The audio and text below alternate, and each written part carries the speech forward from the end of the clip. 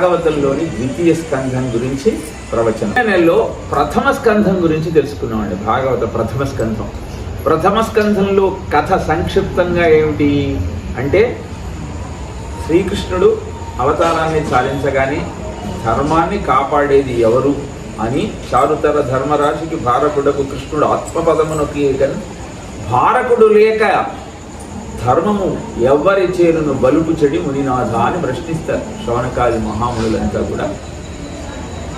సూత మహర్షి, కృష్ణుడు లేకపోతే ధర్మం ఎలా నిలబడుతుంది అంటే, కృష్ణుడు ఎక్కడో ఉండడయా, భాగవతమే కృష్ణుడు. ఈ మాట ఉద్ధవుడికి శ్రీకృష్ణుడే చెప్తాడు. నేను భాగవతం ఒకటే, వామయ రూపంలో ఉన్న విష్ణుమూర్తి శ్రీకృష్ణుడే భాగవతము అని తెలియజేసిన తరువాత, సరే అశ్వత్థామ, ద్రౌపది, భీష్ముడు ఇదంతా మనం చెప్పుకుంటూ కథ ప్రధానంగా పరీక్షిత్తు కలి గోవును హింసిస్తున్న నేపథ్యంలో నిన్ను శిక్షిస్తాను, సంహరిస్తాను అంటే, నేను కలిని నా ధర్మం ఏమిటి అంటే ఇలా గోవులను హింసించటం, నా యుగధర్మాన్ని నేను చెయ్యాలి కదా అని కలి అడిగితే, నా రాజ్యంలో లేకుండా వెళ్ళు, జీవితంలో మద్యపానంలో, స్త్రీలలో, పశువతలో నువ్వు నివాసం ఉండు అని చెప్తే, వాడు తెలివిగా బంగారంలో కూడా ఉండేటువంటి అవకాశం నాకు కల్పించమన్నాడు. తథాస్తు అన్నాడు. తన పోయి తానే చదువుకున్నాడు పరీక్షిత్ మహారాజు. అలా బంగారంలో కూడా ఉండేటువంటి అవకాశం కలికి కనిపించిన నేపథ్యంలో ఒకరోజు ఏకదా ధనురుద్యమ్య ధనస్సు ఎక్కుపెట్టి అడవికి బయలుదేరాడు వేటకు. పరీక్షిత్ మహారాజు చాలా జంతువులను వేటాడిన తరువాత దాహం వేసి శమీక మహర్షి యొక్క ఆశ్రమానికి వచ్చాడు. దాహం అడిగాడు.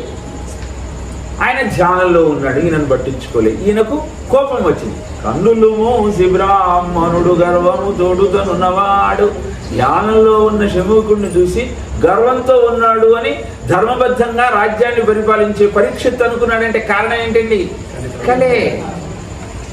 మనం గురువుగారి దగ్గరికి వెళ్ళినప్పుడు ఆయన మహానుభావుడు, చక్కగా అందరికీ అన్నీ వివరిస్తున్నాడు, ఆయన తపశ్శక్తిశాలి అని ఏ శంకర పీఠానికి మన రామానుజ పీఠానికి వెళ్ళినప్పుడు వాళ్ళని చూసి మనం అనుకోవాలి. కానీ వాళ్ళని చూడగానే మనకు గనక ఇంతే చెప్తాడు, ఈయన ఇవన్నీ చేస్తారా అని భావన కలుగుతుందంటే కారణం ఏంటి? కలి. అందుకంటే ఏం లేదు. కాబట్టి రజస్తమోభ్యాం రహితాం శుద్ధ సాత్విక పాతిని మతిమాత్మన సంస్థాప్య జ్ఞానం శృత్వా స్థిరోభవ అంటాడు యోగ వాసిష్ఠంలో. వశిష్ఠుడు రాముడికి యోగ వాసిష్ఠం చెప్తూ, నాయన నీలో రజోగుణం ఉంటే అహంకారం, వాడు నాకు చెప్పేది ఏమిటి అనిపిస్తుంది, తమోగుణం ఉంటే చెప్పేటప్పుడు నిద్ర వస్తుంది. ఈ రెండింటిని పక్కకు పెట్టి సత్వగుణంతో నేను చెప్పింది వింటే అది నీకు అర్థమవుతుంది అని చెప్పాడు. ఈ మాట మొట్టమొదటి మీకు ఎందుకు చెప్తున్నాను, నీకు అర్థమైంది కాబట్టి నా గురించి చెప్పక్కర్లే. సో కాబట్టి అలా పరీక్షిత్తు శమీకుడిని అవమానించాడు. ఎలా? చచ్చిన పామును ఆయన మెడలో వేసి. ఆయన ధ్యానంలో ఉన్నాడు, ఆయనకి ఏమేం తెలుస్తాయి, ఆయన పట్టించుకోడు. కానీ అక్కడ ఉన్నటువంటి ఒక ఆశ్రమ బాలకుడు పరిగెత్తుకుంటూ వెళ్ళి ఆయన కొడుకైన శృంగికి చెప్పాడు. వాడి వయసు 12-15 ఏళ్ళు ఉంటుంది, అంతకంటే ఎక్కువ. వాడికి విపరీతమైన కోపం వచ్చింది. నా తండ్రి, వాడు చూడని కూడా చూడలేదు, కానీ నా తండ్రి మెడలో చచ్చిన పాము వేసిన వాడు 7 రోజులలో తక్షకుడనే పాము ఒక్క కాటుకు గురి అయి మరణించుగాక. తక్షక ఫణీంద్ర విశానల హేతి సంహతిన్ అని ధర్మబద్ధంగా పరిపాలించే రాజు చావుకు ముహూర్తం పెట్టాడు. వాడు చేసిన తప్పేంటి? చచ్చిన పామును మెడలో వేయాలి. ఎంత ఇదో చూడండి. ఈ విషయం పరీక్షిత్తుకి తెలిసింది. అయ్యో ఎంత తప్పు చేశాను నేను, బ్రాహ్మణ్ణి అవమానించాను, గురువుగారిని అవమానించాను అని రాజ్యాన్ని జమున విజయుడికి ఇచ్చి తులసి సంయుత దైత్యజిత్ పదరజస్తోమంబు గంటిని గంగా నది తీరానికి వెళ్ళాడు. అక్కడికి శుకుడు వచ్చాడు. ఇదంతా మీకు పోయిన వారని చెప్పాను కాబట్టి సంక్షిప్తంగా చెప్తాను. వచ్చినటువంటి శుక బ్రహ్మతో ఈయన యత్ స్మర్తవ్యం యథో జప్తం యత్ కర్తవ్యం నుభి ప్రభో స్మర్తవ్యం భజనీయం వా బ్రూహి యద్ విపర్యయం. నాకు 7 రోజులలో మృత్యువు ఆసన్నం కాబోతుంది.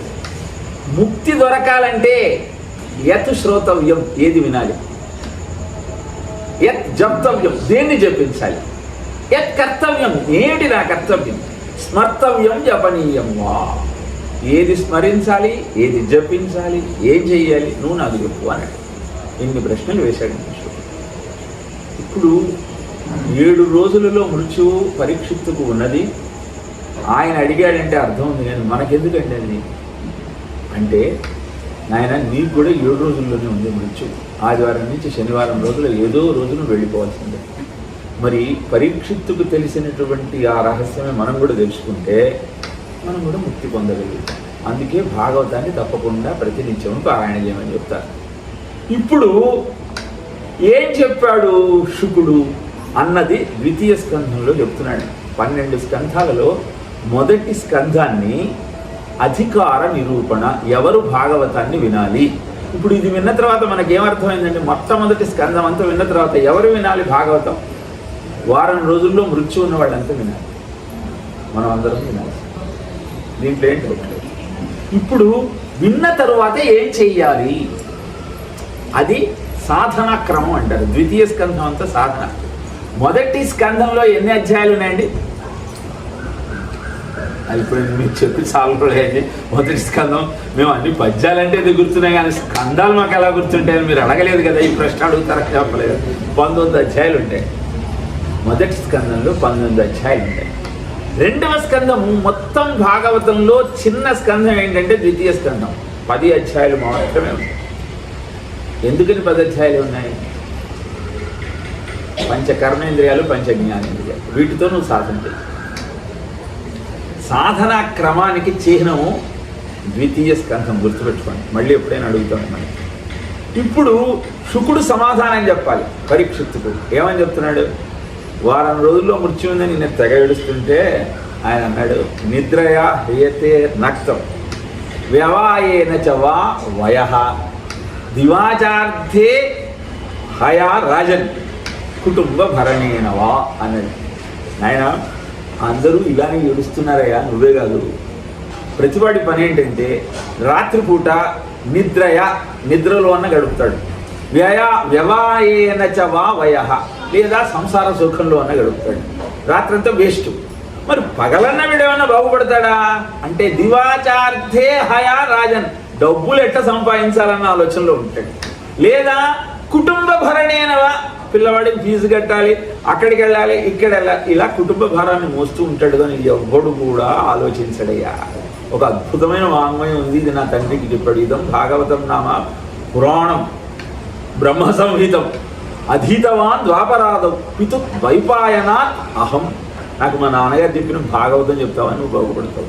నువ్వు వారం రోజుల్లో మృత్యు ఉంది, వారం రోజుల్లో మృత్యు ఉంది తెగ బాధపడుతున్నావు. కానీ ఖట్వాంగో నామ రాజర్షి జ్ఞాత్వా యత్తామిహాయుష ముహూర్తం సర్వమృత్యుజ్య గతవాన్ అభయం హరిహి అన్నాడు.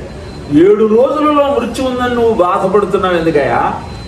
ఒక గడియ 2 గడియలలో ముహూర్త 48 నిమిషాలలో మృత్యు అని తెలిసింది ఖట్వాంగుననే రాజుకు. ఈయన దేవేంద్రుడికి సహాయం చేద్దాం యుద్ధంలో అని చెప్పి స్వర్గానికి వెళ్ళాడు. యుద్ధంలో దానవులను జయించి స్వర్గాన్ని తిరిగి దేవేంద్రుడికి అప్పచెప్పి వస్తుంటే దేవేంద్రుడు అన్నాడు, నీకేమన్నా వరం కావాలంటూ కోరుకోమంటే, నాకేం వరం అక్కర్లే, నా మృత్యు ఎప్పుడుందో నాకు చెప్పుకున్నాడు. అరే భలే క్వశ్చన్ అడిగావా, ఇంకొక 45 నిమిషాలు నువ్వు చావబోతున్నావు అన్నాడు. ఏమీ భయపడలే ఖట్వాంగుడు అనే రాజు, పరిగెత్తుకుంటూ ఇంటికి వచ్చి. ఖట్వాంగుడు అంటే ఇక్ష్వాకు వంశం రాజు అండి, ఆ సూర్యవంశం రాజులు. మనం 9వ స్కంధం చదువుకున్నప్పుడు దాంట్లో వస్తుంది ఈ ఖట్వాంగుడు యొక్క చరిత్ర. సో ఈ ఖట్వాంగుడు వచ్చేసి వెంటనే కొడుకుకు రాజ్యాభిషేకం చేసేసి తాను ధ్యానంలో కూర్చున్నాడు. అంతే, 2 ఘడియలలో ముక్తి పొందాడు. చూడండి, ఎవడైనా భయంతో గురువు దగ్గరికి వెళితే గురువు మొట్టమొదటి చేసేది ఏంటో తెలుసండి? ఇంకొక రిఫరెన్స్ ఇస్తాడు. మా వాళ్ళు ఫెయిల్ అయ్యి ఏడుస్తున్నాడంటే, నువ్వే ఏడవటం ఎందుక, మీ పిల్లవాడిపోతే అక్కడ 10 మంది ఫెయిల్ అయ్యారు, వాళ్ళు ఏడుస్తున్నారని చెప్పగా వీడికి ధైర్యం కదండి. అలా నువ్వు 7 రోజులు అంటే చాలా టైం ఉందా, ఎన్ని 45 నిమిషాలు ఉందో లెక్క పెట్టుకో. నువ్వు 45 నిమిషాల్లో బాగుపడ్డప్పుడు 7 రోజుల టైం ఉంది నీకు, చాలా టైం ఉంది, నువ్వు బాగుపడక్కర్లేదు అనగానే ఏం చెయ్యాలి అంటే, అభ్యాసే మనసా శుద్ధం త్రిభుత్ బీజాక్షరం పరం మనో యత్ చేత్ జిత శ్వాసో బ్రహ్మ బీజం అనుస్మరణ అన్నాడు. మనం అంతా చేయాల్సింది చక్కగా. అయినా నీకు నిజంగా బాగుపడాలని ఉంటే ప్రతిరోజు 3 అక్షరాలను చెప్పించు. ఏమిటా 3 అక్షరాలు? అకార, ఉకార, మకారములతో కూడిన ఓంకారం. నీకు ఇది మనకు చతుర్థ స్కంధంలో కూడా వస్తుంది. అకార ఉకార మకారములని ఎందుకు ధ్యానము చేయవలే అంటే ఇలా నిర్గుణ పరబ్రహ్మాన్ని ఆరాధించాడు ఒక మహర్షి. ఆయన పేరు అత్రి మహర్షి. ఆయన ఎవరు బ్రహ్మ విష్ణు మహేశ్వరులను ఏమి కాదు, నిర్గుణమైనటువంటి ఓంకారాన్ని జపించి నాకు ప్రజా ఆత్మసమామహ్యం మంచి కొడుకు పుట్టాలి అనుకున్నాడు. అప్పుడు ముగ్గురు ప్రత్యక్షమయ్యారు. ఎవరా ముగ్గురు? బ్రహ్మ విష్ణు మహేశ్వరు. ఈయన అన్నాడు, నేను మిమ్మల్ని ఏం పిలవలేదు కదా అన్నాడు. పిలవలేదు కానీ ఓంకారాన్ని జపించావు కదా, ఓంకారం అంటే మేము ముగ్గురమే, అందుకని మేము ముగ్గురం వచ్చాను. ఇప్పుడు నిర్గుణం చేయాలా సగుణం చేయాలా? ఓంకారం అంటే నిర్గుణం అండి, బ్రహ్మ విష్ణు మహేశ్వరులు సద్గుణం. నువ్వు అది చేస్తే వీళ్ళు వస్తారు, వీళ్ళని చేస్తే అది నీకు సంప్రాప్తం అవుతుంది. అదే ఏం చెప్పాడు నాయన, సంసార బంధాలన్నీ పక్కకు పెట్టి అంటే సన్యాసం తీసుకుని ఇంట్లో పని ఏం చేయకుండా పొదుగుకులు టీవీ చూడమని కాదు. నేనేమన్నంటే నేను అకర్మ పాటిస్తున్నాను సన్యాసం తీసుకున్నాను అది కాదు. ఇంట్లో చేయాల్సిన బాధ్యతలన్నీ చెయ్యాలి. ఏతు సర్వాణి కర్మాణి మయి సన్యస్య అంటాడు తప్పితే కర్మాణి సన్యస్య అనడండి. కర్మలను వదిలిపెట్టలేదు, కర్మలన్నింటినీ నా యందు వదిలిపెట్టమన్నాడు. ఆయన యందు వదిలిపెట్టడం అంటే ఏమిటి అర్థం అంటే ఏం చేసినా సరే కృష్ణ అర్పణం అనుకోవటం. నేను కాదు చేసేది ఆయన. మనం ఎగ్జామ్లో ఫస్ట్ ర్యాంక్ వచ్చి ₹1,00,000 సంపాదిస్తే ఇదంతా నా ప్రతిభ అనుకుంటాం. ₹1,00,000 పోతే భగవంతుడు లేడండి, ఉంటే నాకు ₹1,00,000 ఎందుకు లాస్ వస్తుంది అనుకుంటాం. ఇలా కాకుండా నాయన ఓంకారాన్ని జపిస్తూ చక్కగా నదీ తీరంలో బంధములన్నింటికీ దూరంగా ఉండి ఓంకారాన్ని జపించు. అలా చేస్తూ తత్రైకావయవం ఛాయే మనో నిర్విషయం యుక్త్వా తత కించన నపరం పరం తత్పదమం విష్ణోహో మనో ఎత్ర ప్రసీదయతి అని. ఏం చేయాలి? భగవంతుడి యొక్క రూపాన్ని ప్రతి అవయవాన్ని ధ్యానించు. ఒక్కొక్క అవయవాన్ని ధ్యానించటం వల్ల ఒక్కొక్క ఇంద్రియంలో ఉన్న కల్మషం అంతా నాశనం. అందుకే మీకు అందరికీ నేను ఒక అద్భుతమైన స్తోత్రాన్ని నేర్పించా. ఏంటది? నరసింహావతారంలో ఆయన ప్రఫుల్ల పద్మయుగళ సంకాశ భాస్వర చక్ర చాప హల పులిశ జలచర రేఖాంకిత చారుచరణ తలుంటును చరణ చంక్రమణ ఘన వినిమిత విశ్వంబరాభారధోరేయ దిక్కుంభి కుంభీనస కుంభినేజరక కూర్మకుల శేఖరుండును దుగ్ధ జలది జాత శుండాల శుండాదండ మండిత ప్రకాండ ప్రచండ మహోరుస్తంభ యుగుండును ఘనఘనాయమాన మణికింకిణీ గణముఖరిత మేఖలా వలయ వలయిత పీతాంబర శోభిత కటి ప్రదేశుండును నిర్జర నిమ్నగా వర్తవర్తల కమలాకర గంభీర నాభి వివరుండును ముష్టి పరిమేయ వినుత తనుతర స్నిగ్ధ మధ్యుండును కులాచల సానుభాగ సదృశ కర్కశ విశాల వక్షుండును దుర్జన ధనుజపట ధైర్యలతి కాల విత్రాయమాన రక్షో రాజ వక్షోభాగ విశంకట క్షేత్ర విలేఖన చాంగలాంగాలయమాన ప్రతాపోజ్వలన జ్వలయామాన శరణాగత నైరచకోర చంద్రరేఖాయమాన వజ్రాయుధ ప్రతిమాన భాసమాన నిశాతన ఖరతర ముఖ నఖరుండును శంఖ చక్ర గదా ఖడ్గ కుందతోమర ప్రముఖ నానాయుధ ప్రముఖ మహిత మహోత్తున్న మహీధర శృంగసన్నిభ వీరసాగర వేలాయమాన మాలికా విరాజమాన నిరర్కళానేక భుజార్గలుండును మంచు మంజీర మణిపుంజరంజితహారకేయూర గంగడ కిరీట మకర కుండలాది భూషణ భూషితుండును త్రివళేత శిఖర శిఖరాభ పరిణద్ధ బంధ గంధరుడు. ఇంకొక 5 నిమిషాలు ఉంటుంది, మనకు అంత సమయం లేదు. ఎందుకని చెప్తున్నానంటే ఎప్పుడైతే నరసింహస్వామి యొక్క ఒక్కొక్క అవయవాన్ని ఇలా గుర్తు చేసుకుంటూ ఉంటే మీకు భయం అనేది ఉంటుందండి. అసలు అదే చెప్తున్నాడండి శుకుడు పరీక్షితుడు. ఆయన ఇలా గనక నువ్వు ధ్యానం చెయ్యగలిగితే నీ మనస్సు నిర్మలంగా మారిపోతుంది. మనస్సంధారయే ధియా అనగానే ఆయన అంటాడు, నువ్వు బాగానే చెప్తున్నావు, మనస్సుని నిలపటం ధారణ ఏ క్రియ జరుగును? ధారణకు రూపం ఎద్ది ధారణ అనగా అసలు ధారణ అంటే ఏంటయా? ఈ ధారణని ఎలా అర్థం చేసుకోవాలి? నేను ఇది చేయటం వల్ల నాకు ఏమిటి లాభం అంటే ఆయన అంటాడు, ఎప్పుడైతే నువ్వు అంతటా పరబ్రహ్మమే ఉన్నదన్న భావనతో ఆయనను ధ్యానిస్తూ ఉంటావో, ఇది కథ కాదండి, అంత సాధనా క్రమం కాబట్టి జాగ్రత్తగా వింటేనే పట్టుకోగలుగుతాం. కథ అయితే ఇంట్రెస్టింగ్గా ఉంటుంది, ఇదంతా సాధన కాబట్టి ఇది ఎక్కడ చేస్తాం, అంతా అయ్యేదా పోయేదా ఎందుకులే టైం వేస్ట్ అనిపిస్తుంటుంది. కానీ చేయగలిగితే మటుకు అద్భుతమైన ఆనందం మీ సొంతం అవుతుంది. అప్పుడు ఎప్పుడైతే నువ్వు ఇలా చేస్తూ ఉంటావో అప్పుడు అంతా ఆ శ్రీ మహావిష్ణువే కనపడుతుంటావు. హరిమయము విశ్వమంతయు హరి విశ్వమయుడు సంశయము పని లేదు, హరిమయము కాని ద్రవ్యము పరమాణువు లేదు వంశపావన వింటే. అంత పరబ్రహ్మమేనయ్యా. అది నీకు పట్టుకోవాలి అంటే ఈ విధంగా నువ్వు సాధన చెయ్యాలి. ఇది కష్టం అనుకో, వెంటనే ముక్తి నీకు కావాలనుకున్నావు అనుకో, ఇంకొక ఉపాయం చెప్తా చెయ్యి. ఏమిటది? అంఘ్రిములమున ములాధార చక్రంబు వీడించి ప్రాణంబు బిగియబట్టి నాభితలమున చేర్చి నయముతో మెల్లన హృత్సరోజము మీదికి గయబట్టి అట మీద ఉరమందు హత్తించి క్రమ్మర పలుమూలమున కుదరిబి నిలిపి మమతతో భ్రూయుగ మధ్యంబు చేర్చి దృక్కర్ణనాశాస్య మార్గములు మోసి ఇచ్చలేని యోగి ఎలమి ముహూర్తార్థమెల్ల ఇంద్రియానుషంగమింతలేక ప్రాణములను వంచి బ్రహ్మరంధ్రము జించి బ్రహ్మమందు గలయు కౌరవేంద్ర. ఇక్కడ అష్టాంగ యోగం గురించి చెప్పాడండి. మీకు వెంటనే ముక్తి కావాలి అనుకుంటే మూలాధార చక్రంలో ఉన్నటువంటి ఆ కొండలిని పరాభట్టారికను నెమ్మదిగా స్వాధిష్టానానికి, అక్కడి నుంచి మణిపూరకానికి, అక్కడి నుంచి అనాహతకు, అక్కడి నుంచి విశుద్ధానికి, అక్కడి నుంచి సహస్రానానికి తీసుకెళ్ళి అక్కడ నుంచి కపాల మోక్షం ద్వారా ఈశ్వర శక్తిలో కలగలిగితే నీకు ముక్తి వస్తుంది. అంత ఈజీ అండి అది. మనం ఒక నిమిషం ఖచ్చితంగా కూర్చోలేము. అలాంటిది అలా కూర్చొని ప్రాణములను బిగయబట్టి నాభితలమున చేర్చి ఆ ప్రాణశక్తిని అంటే నాభితలంలో తీసుకెళ్ళి అక్కడి నుంచి పైకి తీసుకెళ్ళి మీకు ఒక విషయం చెప్తున్నాను. ప్రతివాడికి ప్రాణం పోయేటప్పుడు ఆ ప్రాణశక్తి పైకి వెళ్ళాలని ప్రయత్నం చేస్తుంది. ఎందుకు? మనమంతా ఇందాక చదువుకున్నాం భగవద్గీత 15వ అధ్యాయంలో మమైవాంశో జీవలోకే జీవభూత సనాతన మనశ్రేష్టానేంద్రియాన్ని ప్రకృతిస్థాని కర్షతి.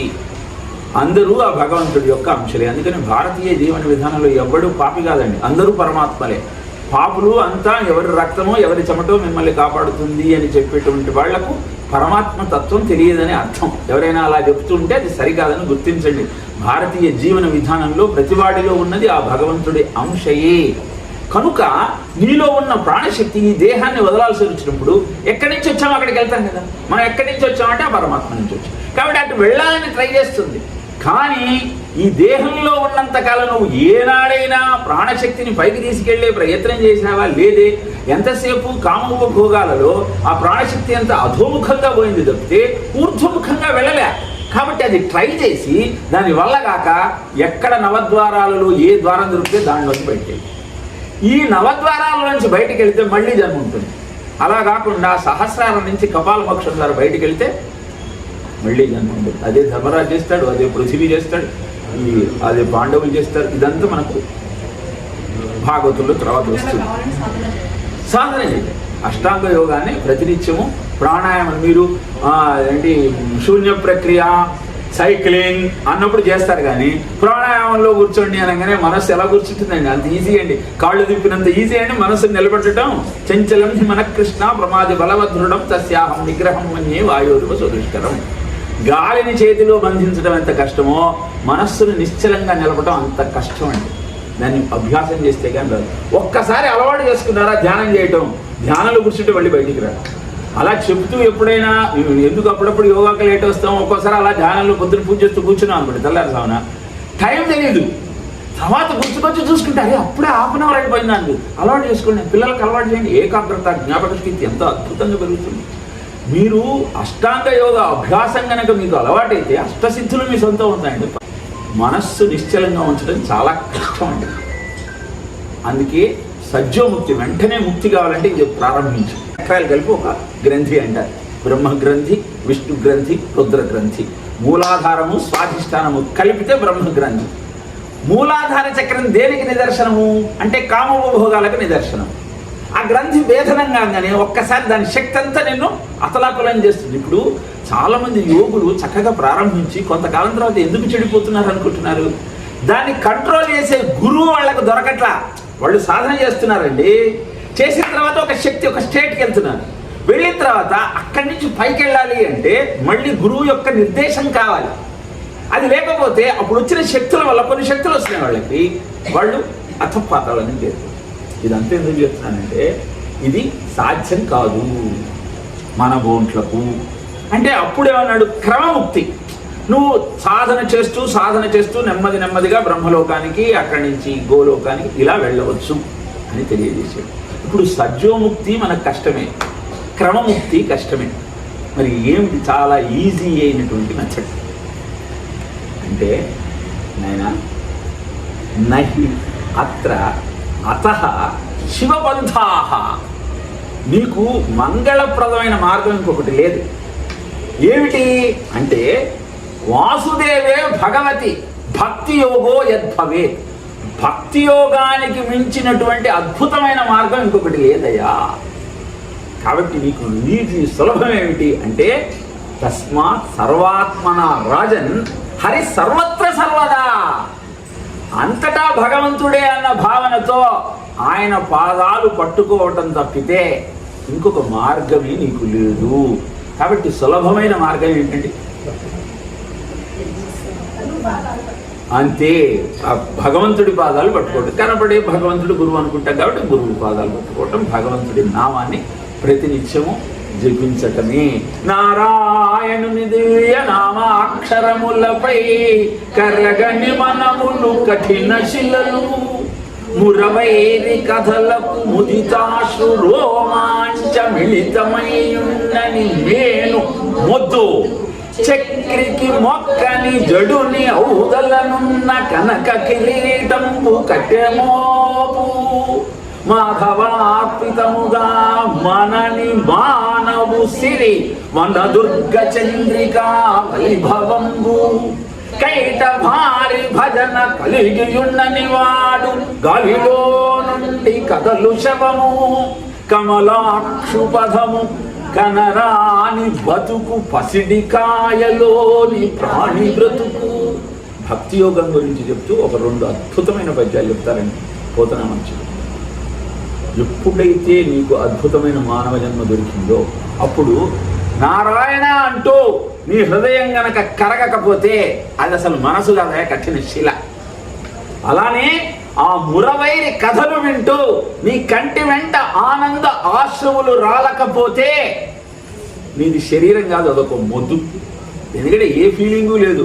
అద్భుతమైనటువంటి ఆ నారాయణ తత్వం అఖిలాండ కోటి బ్రహ్మాండ నాయకుడై ఉండి ప్రహ్లాదుడిని కాపాడినప్పుడు 5 ఏళ్ల బాలకుడితో నాయన నిన్ను రక్షించటంలో నేను ఆలస్యం చేసి ఉంటే నన్ను క్షమించమని అడుగుతున్నాడు అంటే ఏమి నారాయణ తత్వం అండి. మనం ప్రతిదానికి మనమే గొప్ప, నేను ఎందుకు సారీ చెప్పాలి, మా నాన్నగారే నాకు సారీ చెప్పాలి, నాన్నట్టు వచ్చి వీడికి సారీ చెప్తే వీడు వెళ్తాడు ఇంటికి, లేకపోతే వెళ్ళేటట్టు వస్తుంటాయిలేండి ఇట్లాంటివి.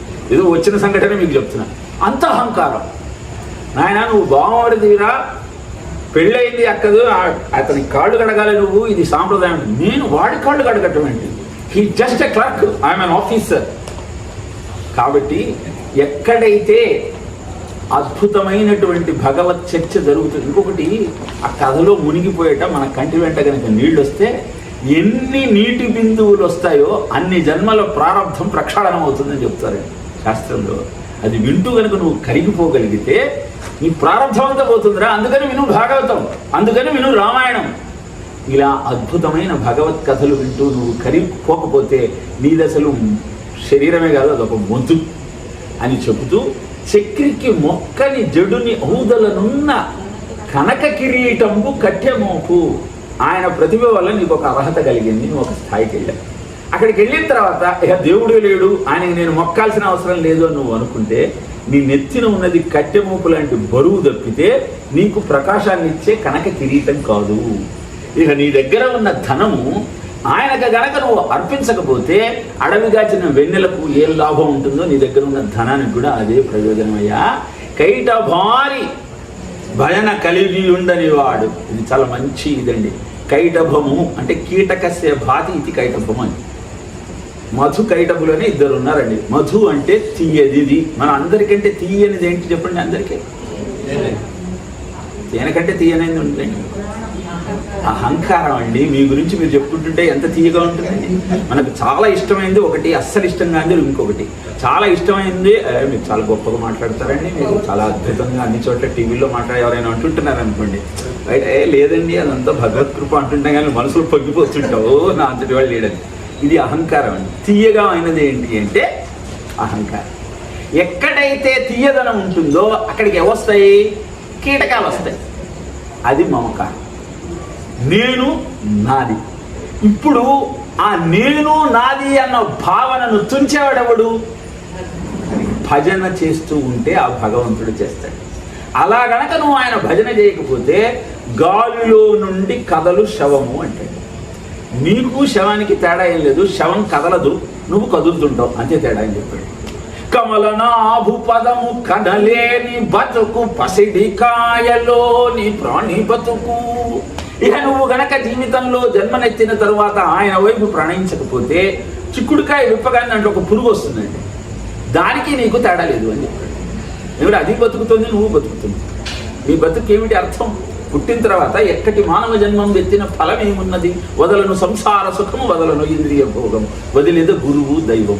ఎక్కడి మాయ? ఆ మాయలో పడి కొట్టుకుపోతున్నావు తప్పితే జీవితానికి సార్థకత నువ్వు సంపాదించలేకపోతున్నావు అంటూ విష్ణు కీర్తనని వినని కర్ణంబులు కొండల బిలములు కువలయేష. నీకు 2 చెవులు ఉన్నాయి, చక్కగా అక్కడ రామనామ కీర్తన అవుతుంది. నువ్వు దూదులు పెట్టుకున్నావు అనుకో, వాటిలే ఇదంతా నాకు డిస్టర్బెన్స్గా ఉంది, నేను క్రికెట్ మ్యాచ్ చూడాలి, ఆ పాటలు ఏమి వింటాను, ఆ కీర్తనలు ఏమి వింటాను అంటే, కొండల్లో కొన్ని గుహలు ఉంటాయి, ఆ గుహలకు ఈ చెవులకు తేడా ఏం లేదు. చక్రి పద్యములు చెప్పని జూహలు కప్పల జూహలు కౌరవేంద్ర. ఇక నువ్వు గనక ఒక పద్యము, ఒక కీర్తనం, ఒక నామము ఆయన గురించి చెప్పకపోతే కప్ప బెక్క బెక్క బెక్క బెక్క అంటుంది, నువ్వు కూడా బెక్క బెక్క బెక్క అంటావు. కప్పకు నీకు నోటికి తేడా ఉంది, నాలుకకు కప్ప నాలుకకు తేడా ఉందయా. శ్రీ మనోనాథు చూడని కన్నులు కేకిపించాక్షులు కువలే నయన. నాయన, నెమలి పింఛంలో ఒక కన్ను ఉంటుంది, నీకు కన్నుంది. ఆ నెమలి పింఛం కానీ ఏమాత్రమైన పనికొస్తుందా? అలానే నీ కన్ను కూడా భగవంతుణ్ణి చూడాలన్న కోరికతో తప్పించకపోతే నెమలి కన్నులో ఉన్న కన్నుకు నీ కన్నుకు పెద్ద తేడా లేదయ్యా అంటూ హరిపద తులసీదళామోద రతి లేని ముక్కు పంది ముక్కు ముని చరిత్ర. నీకు ఆయనకు సమర్పించిన, ఆయనకు తులసి దళం అంటే చాలా ఇష్టం, ఆయన పాదాల మీద సమర్పించిన తులసి దళం మీద ఆసక్తితో నువ్వు దాన్ని తీసుకొచ్చి చక్కగా నీ దగ్గర పెట్టుకోకపోతే, నీ ముక్కుతో దాని వాసన చూడకపోతే, పందికి ముక్కు ఉంది, నీకు ముక్కు ఉంది, దాని ముక్కుకు నీ ముక్కుకు తేడా ఏమిటి అంటే, ఎంత నిందాపూర్వకంగా ఉన్నా నువ్వు చేయాల్సినటువంటి కర్తవ్యాన్ని నీకు గుర్తు చేస్తూ ఉన్నటువంటి అద్భుతమైన పద్యాలు. కనుక ఈ విధంగా చెప్పగానే పరీక్షిత్తుకి ఇంకా అర్థమైంది, సజ్జోముక్తి మన వల్ల కాదు, క్రమముక్తి. హితుల సతుల విడిచి, ఇలాల విడిచి, చుట్టాల విడిచి, బహుబలాళి విడిచి, రాజు హృదయమిడియ రాజీవ నేత్రుపై ధనము విడిచి, జడ్డు ధనము విడిచి. ఇక్కడ మనం గుర్తుపెట్టుకోవాల్సిన ఒక విషయం ఏంటంటే, ఇప్పుడు పరీక్షిత్ మహారాజు ఇల్లును, ఇల్లాలిని, ధనాన్ని, బలాన్ని, జనాన్ని విడిచి ఆయన మీద హృదయం పెట్టాడు. ఇంతకుముందు ప్రారంభంలో ఏం చెప్పాను మీకు? జనమేజయుడికి రాజ్యం ఇచ్చేసి గంగా నది తీరానికి వచ్చాను. ఇప్పుడు ఏం చెప్తున్నాను? అన్నీ వదిలేడు. మరి అది కరెక్టా, ఇది కరెక్టా? ఏది కరెక్ట్? 2 కరెక్టే. ఎందుకంటే అప్పుడు కేవలం ఫిజికల్గా వదిలేశాడు, అది ఇక్కడ మెంటల్గా వదిలేశాడు. మనం ఇక్కడికి కథ విందామని వచ్చామండి. ఇప్పుడు బయలుదేరేటప్పుడు అక్కడికి వెళ్ళిన తర్వాత కథ వినాలి అనుకుని వచ్చారు, కానీ ఇక్కడికి వచ్చిన తర్వాత కూడా అవే గుర్తుకొస్తున్నాయి అనుకోండి, అప్పుడు వదిలినట్టు అవి.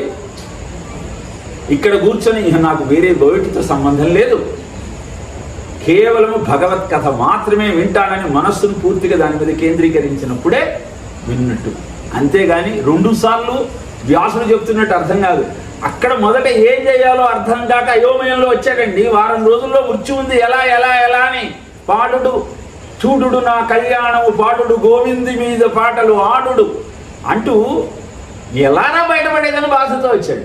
ఎప్పుడైతే ఈ విషయాలన్నీ శుకుడు చెప్పాడు, అప్పుడు నాకు నాకొక మార్గం దొరికింది. కాబట్టి ఇంకా నాకెవరు అక్కర్లా, నాకు కావాల్సింది ఆ భగవంతుడు ఒక్కడే అన్న భావనతో అన్నీ వదిలేసి ఆయనకి నమస్కరించి, సర్వాత్మకపు వాసుదేవుని చరిత్రలన్నీ నువ్వు చెప్పిన తర్వాత నాకు చాలా ఉత్సాహం వచ్చిందయా, ఇహ నేను ఈ వ్రతంలోనే కూర్చుంటాను, నువ్వు నాకు కథ చెప్పు.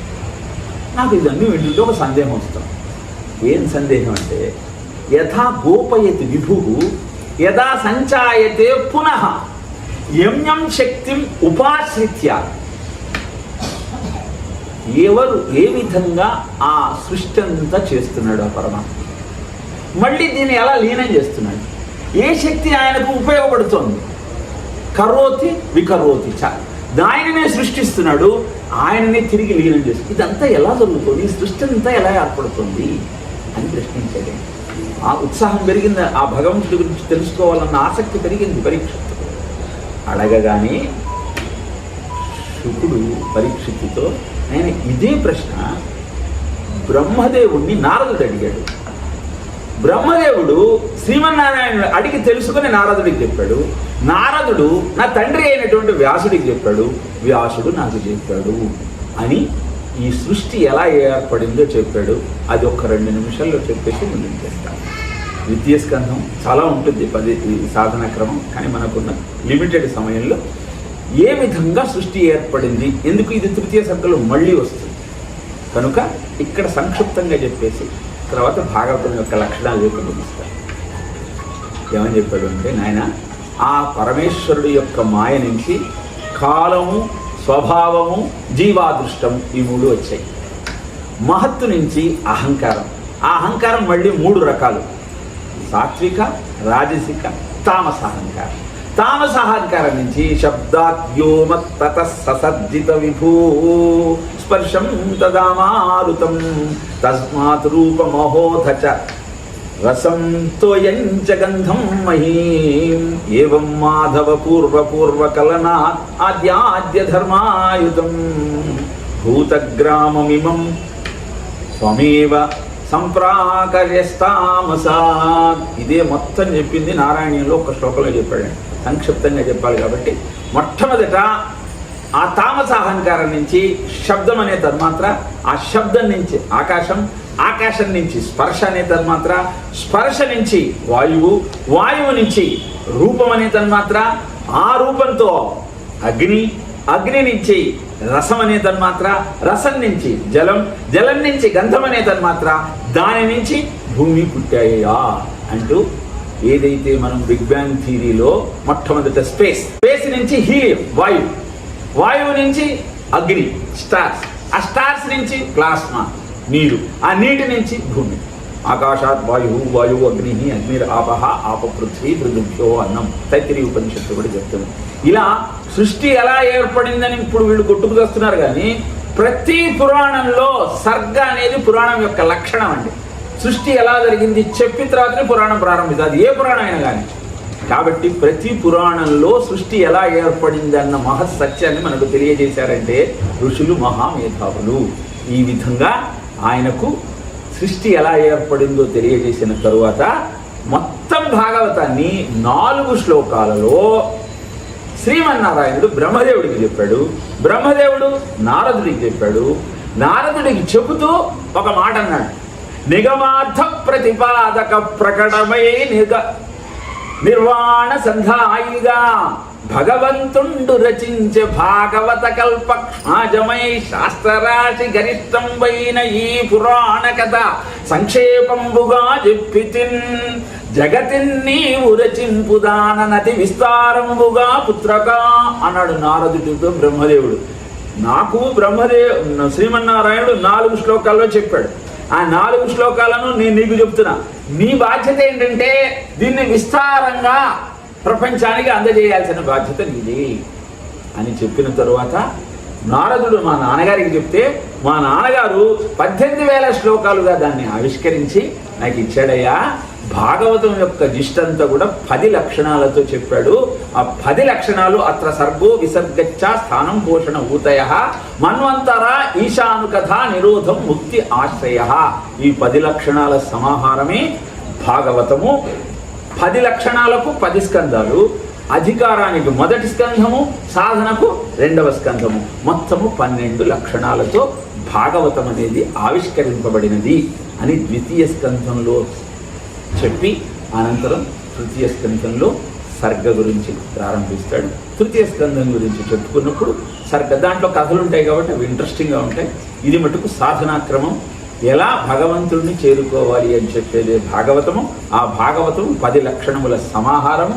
ఆ సమాహారమే ఇంతకు ముందు శ్లోకంలో మీకు తెలియజేసిన 10 లక్షణముల యొక్క ఇది. నిజానికి భాగవతం అంతా కృష్ణ కథ అంటారు, కానీ కృష్ణ కథ మీకు దశమ స్కంధంలో కానీ రాదు. ఎందుకంటే నవస్య విశుద్ధ్యర్థం దశమామిహ లక్షణం అని.